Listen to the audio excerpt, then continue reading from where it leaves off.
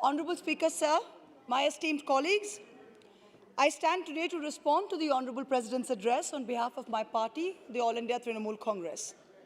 The President's address is the government's assessment of the state of the Union today.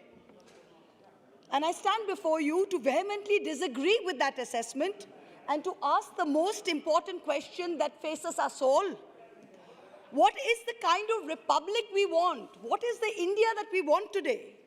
What is our idea of India that we are willing to stand up for, fight for, be abused for, get jailed for? Ours is a living constitution.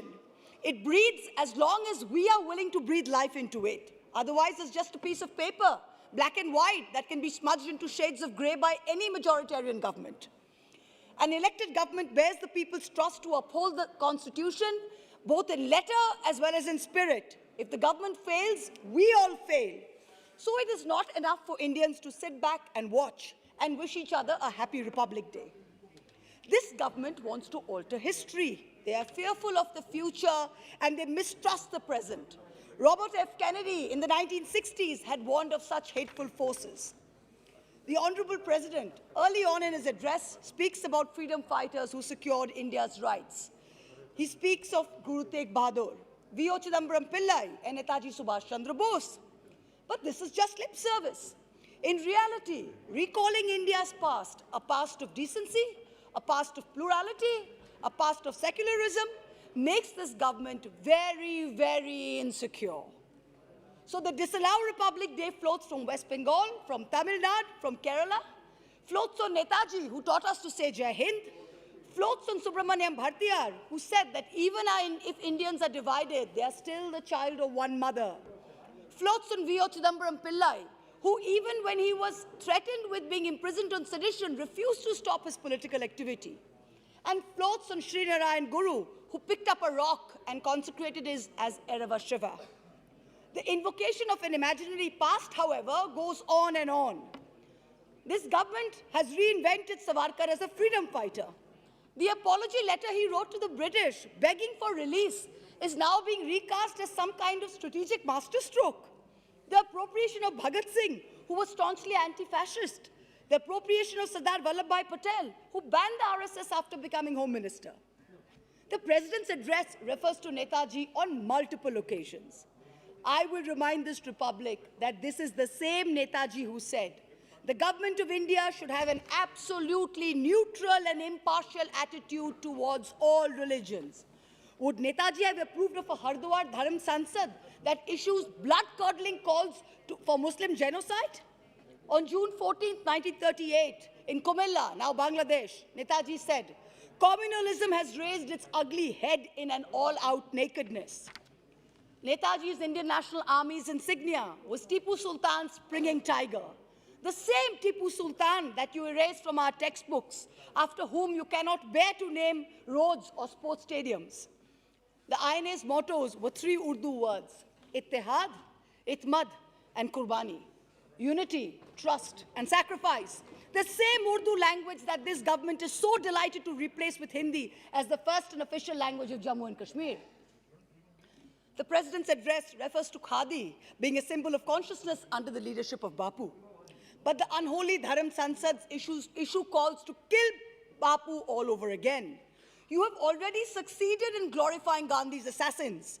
But just for the sake of those children who will grow up watching Beating the Retreat without his favorite hymn, let me remind you of some of the lyrics. Come not in terror as the King of Kings, but kind and good, with healing in thy wings.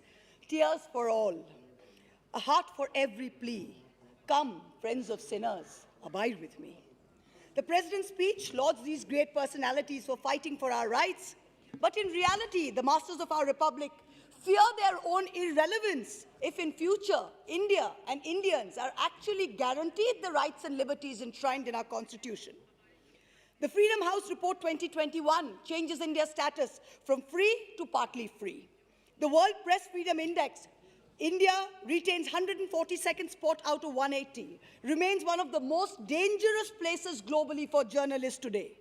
The Human Freedom Index 2020, measuring personal, civic, and economic freedoms, puts India at 111th spot out of 160. You fear a future which is future India which is comfortable in its own skin. What do I mean by this? You fear an India which is comfortable with embracing. महुआ जी थोड़ा सा प्रेम से बोलिए, इतना गुस्सा नहीं करिए, अच्छा से बोलिए, क्या करें? हाँ अच्छा से बोलिए, which is comfortable. हाँ आप कह रहे हैं प्रेम से बोलने पर रामधारी सिंह दिनकर का एक कविता हम आपको बोल दे. सहनशीलता क्षमा दया को तब पूछता जग है, बल का दर्प चमकता उसके पीछे जब जगमग है. तो सहनशीलता क्षमा सब देंगे, पर पीछे थोड़ा तो बल का दर्प होना भी चाहिए. नहीं, थोड़ा होना चाहिए, ज्यादा नहीं. डेफिनेटली आपके बात हम मानते हैं, थोड़ा ले आते हैं, पर बल का दर्प पीछे है और जग ये पूछती भी है. सहनशीलता सबसे पहले. You fear a future India which is comfortable in its own skin, which is comfortable with conflicting realities. So you fear an India where a Jain boy can hide from home and enjoy a kati kebab on a street cart in Ahmedabad. So what do? You forbid non-vegetarian street food in Gujarat municipalities. You fear the future where on the eve of an election, you may not be able to arm twist government agencies to raid opposition leaders. So you need to extend the tenure of the CBI and ED chiefs depending on how they do your bidding. You fear a future in which bureaucrats in a state cannot be bullied by the center, so you amend the IAS cadre rules. This fear of irrelevance in the future makes you behave the way you do. You are not content with just our vote. You want to get inside our heads, inside our homes, to tell us what to eat, what to wear, who to love. But your fear alone cannot keep the future at bay. जिस सुबह की खातिर जुग जुग से हम सब मर मर के जीते हैं, वो सुबह कभी तो आएगी. इन भूखी प्यासी रूहों पर एक दिन तो करम फरमाएगी, वो सुबह कभी तो आएगी.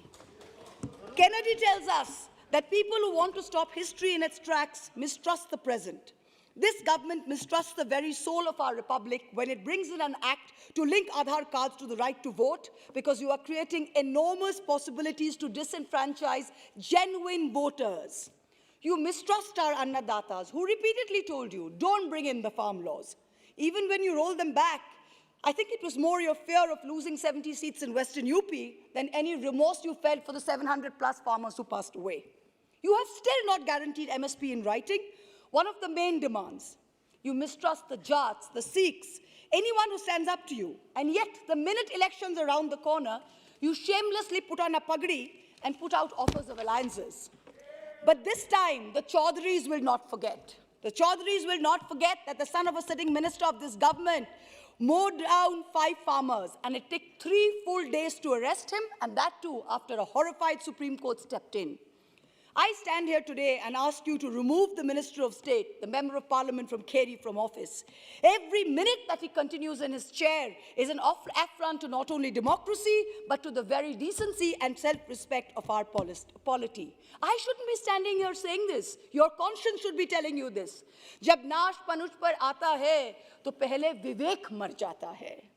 The way the masters of our republic mistrust the present is most acutely illustrated by the Pegasus mess. And yes, I am going to say it because who are now the Treasury benches brought down an entire government on 2G when 2G was still sub judice. So don't give me this sub judice, sub judice, sub judice. I will bring it up. The way the masters of our republic mistrust the present is most acutely illustrated by the Pegasus mess. The government stands accused of having spent taxpayers' money to buy technology to spy on its own citizens. To paraphrase a leading journalist, New York Times is lying, The Wire is lying, Amnesty is lying, the French government is lying, the German government is lying, the US government is lying, WhatsApp and Apple, who have sued NSO, are lying. Only this government is in splendid isolation with the truth in Pegasus. One minister calls it Supari media, another stands up in this house and lies to us blatantly. How does this government justify introducing a data protection bill which empowers the state to exempt itself from every privacy obligation that the law imposes? You have little respect for the most fundamental aspect of India, that it is a union of states with a federal structure. How else can you explain your patently illegal extension of the BSF jurisdiction 50 kilometers into state territory? You mistrust journalist Siddiq Kappan to an extent that you arrest him even before he's visited Hathras and even before he's written his report. You mistrust comedian Munawar Farooqi before a joke he's even yet to crack. The president's speech says this government has made a beginning to liberate Muslim women by removing triple talaq and Hajj restrictions. And yet, on New Year's Day 2022, Muslim women in India awoke to the reality of being auctioned as bully buys. This was version 2.0 of 2021's Sulli deals. It was only after a huge backlash that the government took action and a few arrests were made. Muslims today are denied houses on rent, accused of being spreaders of COVID in India, economically boycotted, forbidden from praying in designated spaces. This battle of 80% versus 20% that this government has started risks ruining 100% of our sacred republic. 2 minutes, madam. I have 13 minutes, 2 minutes. I am filled with horror at this rampant Islamophobia. But 2 minutes, sir. I have got 13 minutes, sir. I've got 13 minutes, madam. Madam, I've got 13 minutes. 1 minute. ठीक है, 2 minutes, 13 minutes है मेरा. 2 minutes में मैं खत्म करती हूँ. And it is not rampant.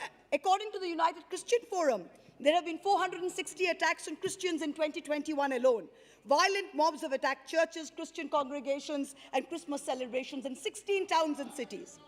I am filled with horror and shame as I repeat to you what Monirul Sheikh, an old man in my home of Karimpur, Nadia, told me last year. Ma, এটা তোমাদের নীতির লড়াই, কিন্তু আমাদের বাঁচার লড়াই. Ma, for you, this is a battle of ideology. But for us, it is a war for survival. Let me finish, sir. Let me finish the last thing. Last 1 minute. काटिए line. No. नहीं. बशीर जी आप बोलिए.